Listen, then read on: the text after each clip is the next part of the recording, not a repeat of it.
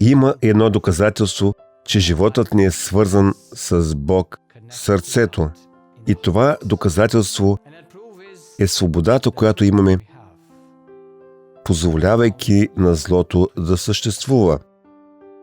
Не се противопоставяме на онези, които извършват зло, но приемаме злото, което ни причиняват, и няма да се борим срещу него.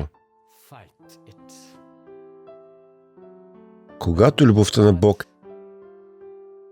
се види в живота ни, сред трудностите на живота, тогава можем да бъдем сигурни, че връзката ни с Бог е установена в сърцето.